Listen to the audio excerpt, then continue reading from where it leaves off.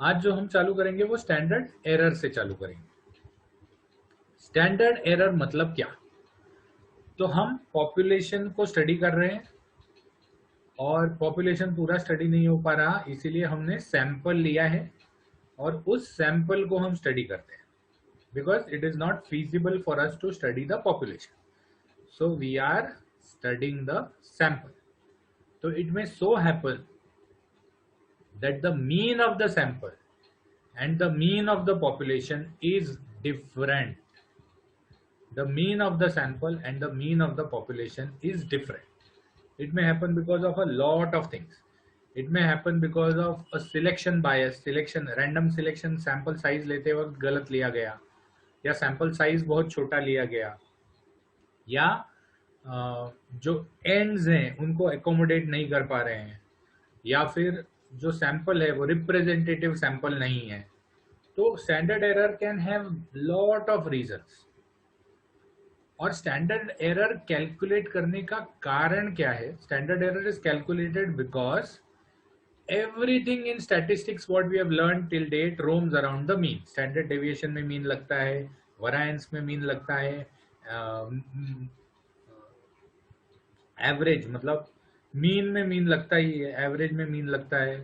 फिर उसके बाद प्लस और माइनस निकालने के लिए, रेंज के लिए, रेंज को बताने के लिए भी मीन लगता है। तो everything we calculate till date in statistics roams around the mean. तो standard error is calculated with a very easy formula. हमने स्टैंडर्ड डेविएशन कैलकुलेट कर लिया था। Standard deviation divided by the square root of the sample size. Standard deviation divided by the square root of the sample size is standard error. ठीक है, formula बहुत छोटा सा है। Standard deviation divided by square root of the sample size is the standard error. Now we see, for example, if you are studying a population of all the people who have malarial fever in Mumbai, तो मुंबई में malarial fever कितने लोगों को है? मुंबई में malarial fever हजारों लोगों को होता है, बारिश में हजारों लोगों को होता है। और हमने सैंपल लिया 16 का और हमने उस सैंपल का मीन निकाला, एवरेज निकाला। तो जब हमने 16 लोगों के बुखार का एवरेज निकाला तो ये found out that it is 101.2 degrees. 101.2 degrees, 108.2 degree बुखार है। और स्टैंडर्ड डेविएशन जो है वो 0.8 डिग्रीज है। Standard deviation is 0.8 degrees. तो हमारा स्टैंडर्ड एरर क्या आएगा? 0.8 divided by square root of 16, because हमारा सैंपल साइज जो है वो 16 है, is equal to 0.8 divided by 4 is equal to 0.2 degrees. तो इसका मतलब क्या है कि ज्यादा से ज्यादा लोगों में हमने अगर एरर भी अगर किया होगा तो वो 0.2 डिग्रीज का एरर है, विच इज इनसिग्निफिकेंट। लेकिन अगर यही एरर 2 डिग्री या 4 डिग्री का आता तो that standard error is significant. That means we will have to increase our sample size और we will have to rethink on our standard sampling method. So it is likely that most of the people in this population will have fevers ranging from 101 to 101.4, क्योंकि 101.2 is the mean. So mean plus one standard error on this side, one standard error on this side will give you the average mean of the population. Will give you the average mean of the population. ये हर एक का बुखार नहीं है, this is the average mean of the population.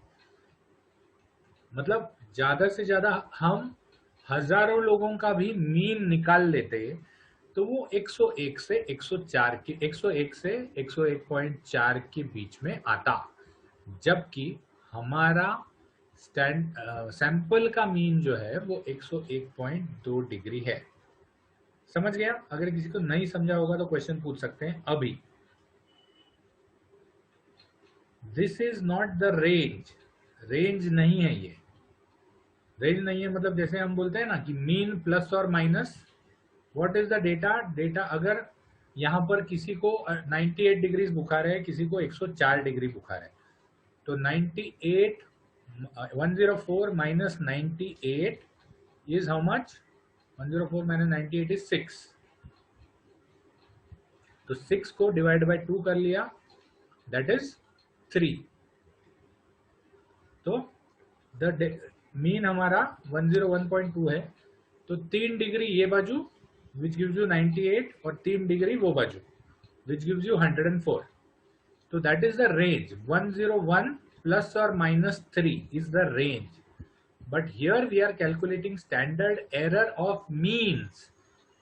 तो अगर हम population का स्टैंडर्ड एरर पॉपुलेशन का मीन निकालते, तो हमारे पॉपुलेशन का मीन जो आता वो 101 से 101.4 आता, तो this is the standard error of sample along with the or compared to the mean of the population. So this is standard error. Now we go to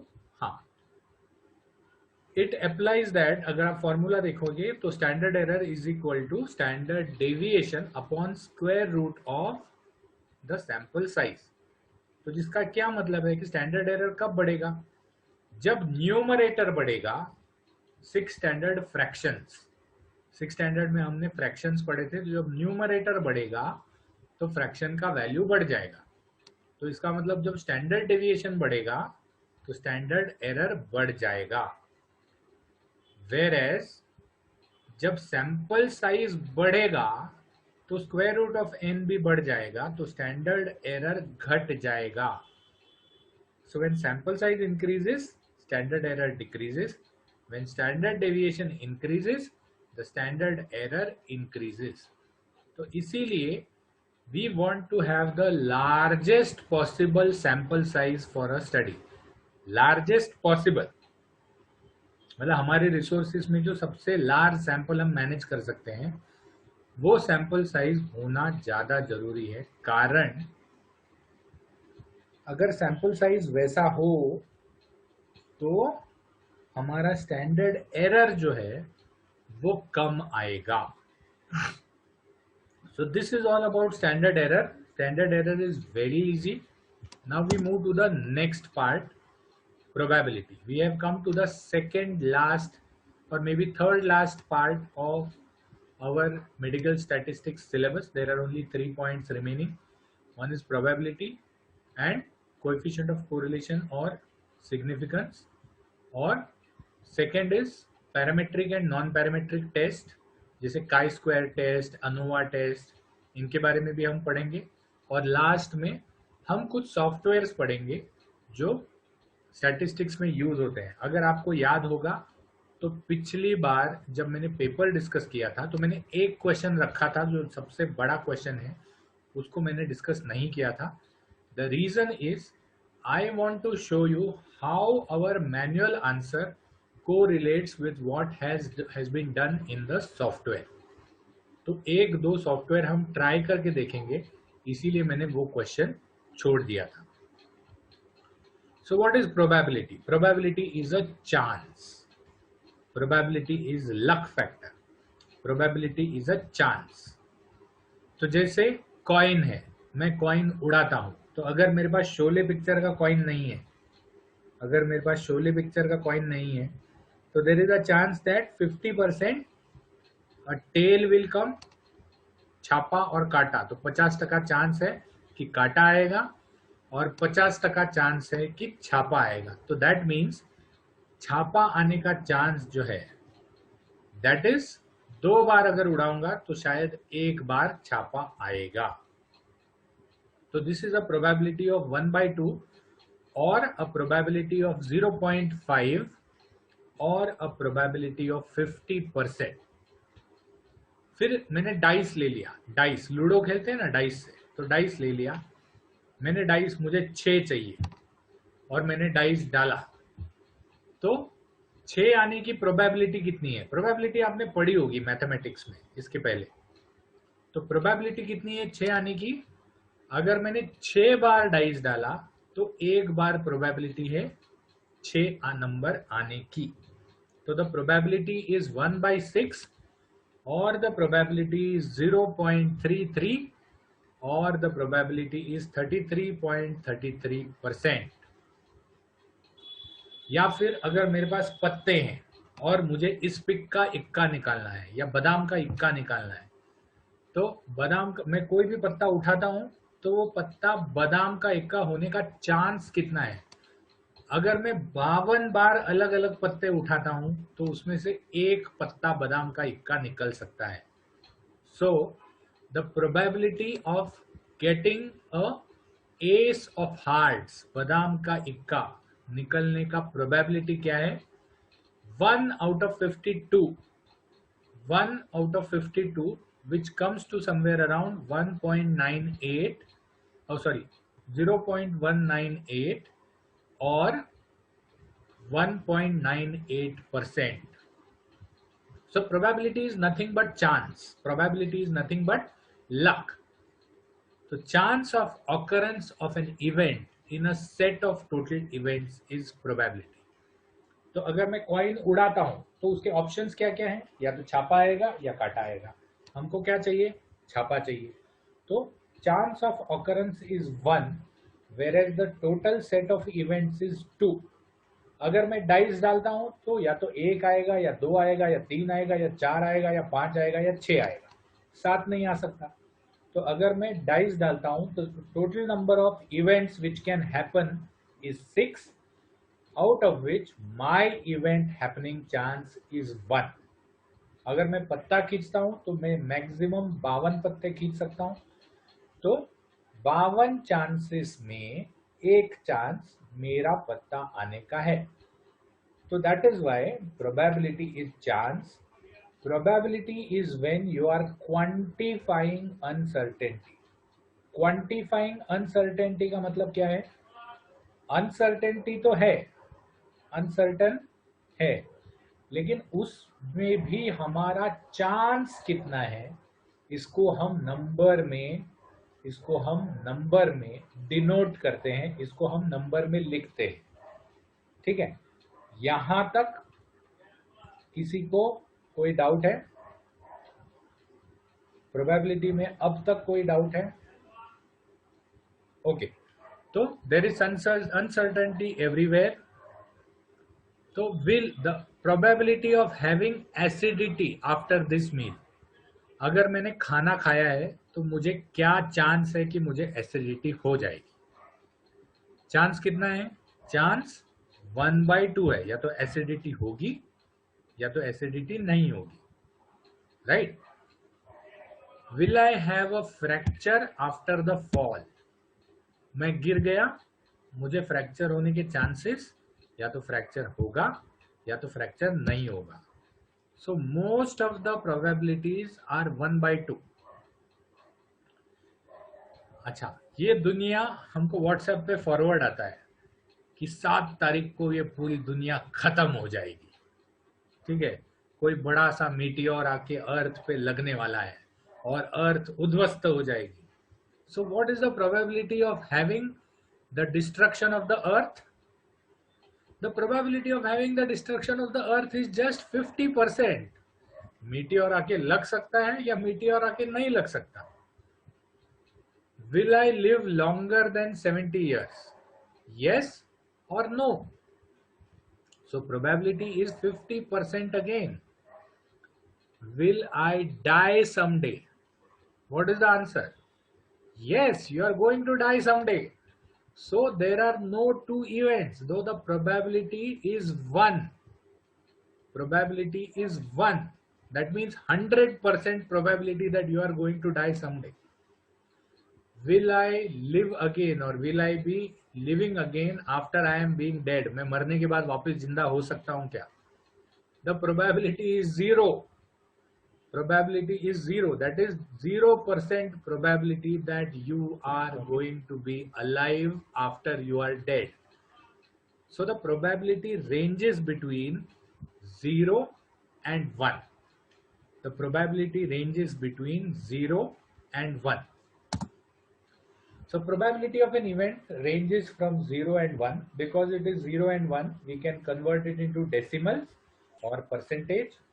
Decimal matlab 0.2 is 20%, 0.02 is 2%, 0.0198 is 1.98%. So probability can be converted into decimals, or probability can be converted into percentage. Why not whole numbers? Probability 2 क्यों नहीं हो सकती या 4 क्यों नहीं हो सकती, 1 पे क्यों रुक जाती है? उसका कारण है कि the chances of occurrence cannot be more than the chances of the event. The chances of occurrence cannot be more than the chances of the event. So 6 upon 6 is 1, 52 upon 52 is 1.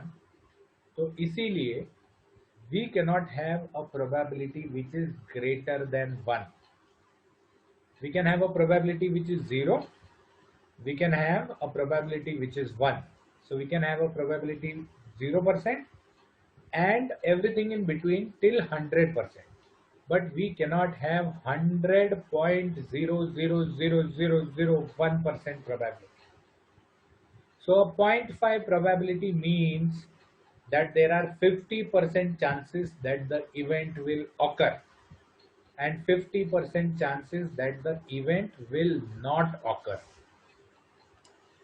More than 0.5% chances, the event is more likely to occur, and lower than 0.5% chances, lower than 0.5 probability chances means the event is not likely to occur. Okay, तो probability में बहुत सारे factors होते हैं. जैसे मैंने probability ले ली कि मुझे फ्रैक्चर होगा या नहीं होगा, तो that depends on the lot of factors. मेरा कैल्शियम लेवल कितना है, मेरी उम्र कितनी है, क्या मुझे वहां पर पहले से कोई मार लगा हुआ है, क्या मुझे वहां पर बोन वीक है. These are a lot of factors. अगर मुझे मेरा कैल्शियम कम है तो मेरे यस आने के चांसेस ज्यादा हो जाते हैं. अगर मेरा एज ज्यादा है तो मेरे यस आने के चांसेस ज्यादा हो जाते हैं. अगर मेरा एज कम है तो मेरे यस आने के चांसेस कम हो जाते हैं. तो probability depends upon a lot of factors, lot of factors. तो चलो आज एक प्रोबेबिलिटी का गेम खेलते हैं. What we will do is we will play a game of probability. So let us go to this site. Let us go to this site and I will show you how probability works. So just a moment. Let me make a new share.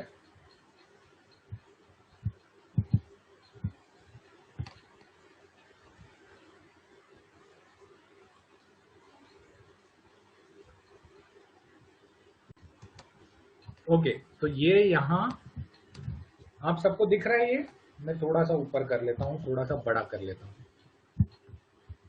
ये थोड़ा सा ऊपर कर लिया और ये थोड़ा सा बड़ा कर लिया. View, zoom in. 3 दरवाजे दिख रहे हैं. ओके, तो what we are going to do is हम इन 3 दरवाजों के पीछे कोई एक दरवाजे के पीछे गाड़ी, बंगला, बहुत सारा पैसा है, और बाकी 2 दरवाजे के पीछे बाबा जी का ठुल्लू है. ठीक है, तो हम क्या करेंगे, पहले हम एक दरवाजे को खोलेंगे और देखेंगे कि क्या उस दरवाजे के पीछे गाड़ी, बंगला और पैसा है, और फिर हम बाकी 2 दरवाजों पे सिलेक्ट करेंगे और वी विल चेक. जैसे ही मैंने एक दरवाजा सिलेक्ट किया तो एक दरवाजा दूसरा उसने खोल दिया. उसने ये बता दिया कि एक दरवाजा जो आपने सिलेक्ट किया है बाकी 2 दरवाजों के पीछे एक दरवाजे में बाबा जी का ठुल्लू है। अब आपको चूज करना है कि आप अपने चूज किए हुए दरवाजे पे ही रहेंगे या फिर आप दूसरा दरवाजा चूज करेंगे। आप आपके चूज किए हुए दरवाजे पे ही रहेंगे या आप दूसरा दरवाजा चूज करेंगे। तो पहले टाइम जब हम करते हैं तो हमारी प्रोबेबिलिटी क्या होती है? 1/3। 1/3 मतलब 33% प्रोबेबिलिटी होती है। लेकिन जब नेक्स्ट टाइम हम दरवाजा चूज करते हैं, अब हमारे पास कितने दरवाजे चूज करने को रह गए? 2 दरवाजे रह गए। तो अगर मैं फिर से वही दरवाजा चूज करूं जो मैंने पहले सिलेक्ट किया था, तो ये देखो गाड़ी, बंगला और पैसा मुझे मिल गया। ऊपर आपने देखा तो जो ब्लू में लिखा हुआ है उसमें ये लिखा हुआ है कि मैंने गेम स्टेड, मतलब दोनों बार सेम दरवाजा चूज किया और एक बार मैंने दरवाजा जीता। तो 100% प्रोबेबिलिटी टू विन। बट जैसे जैसे हम ये करते हैं, अभी मैंने ये दरवाजा चूज किया और उसी को वापस चूज किया तो बाबा जी का ठुल्लू आ गया। Let's do it again. अगर मैंने ये दरवाजा चूज किया और उसी बार वापस दरवाजा चूज किया तो बाबा जी का ठुल्लू आ गया। ठीक है, तो my probability to win is in the long term, in the long term my probability to win is 33.3%, क्योंकि 3 चांसेस में से एक ही चांस जीत पाया मैं। अब हम थोड़ा सा उल्टा करते हैं। हम क्या करते हैं? हम एक दरवाजा चूज करते हैं और फिर दरवाजे को बदल देते हैं। जैसे मैंने ये दरवाजा चूज किया तो उसने एक दरवाजे पे बाबा जी का ठुल्लू बता दिया मुझे। ठीक है, अब मुझे जो चॉइस करना है वो 2 दरवाजों पे करना है। That means my set of events has reduced. पहले सेट ऑफ इवेंट्स, पहली बार जब मैंने चूज किया तो सेट ऑफ इवेंट्स कितने थे? 3 थे। अब मैं जब चूज करूंगा तो सेट ऑफ इवेंट्स कितने हुए? 2 हुए। तो मैं सेट ऑफ इवेंट्स घटा दिया है मैंने। तो अब मैं चेंज करता हूं, मैंने इसके बजाय ये दरवाजा चूज किया तो मुझे ये दरवाजे पे भी बाबा जी का ठुल्लू ही मिला। और एक बार करते हैं। अगर मैंने ये दरवाजा चूज किया, अब मेरे पास 2 दरवाजे बचे हैं तो मैं चेंज करके ये दरवाजा चूज करता हूं, फिर भी बाबा जी का ठुल्लू मिला। तीसरा, अब मैं ये दरवाजा सिलेक्ट करता हूं और फिर मैं ये दरवाजा सिलेक्ट करता हूं, फिर भी बाबा जी का ठुल्लू मिला। लेकिन अगर मैं सेम चीज बार बार करते जाऊंगा तो मेरे चांसेस बढ़ने चालू हो जाते हैं। देखो, if I am going to do same thing again and again, my chances increase from 33% to more. क्यों? क्योंकि मेरी जो प्रोबेबिलिटी है, that probability is increasing। पहले मेरे पास 3 ऑप्शन थे।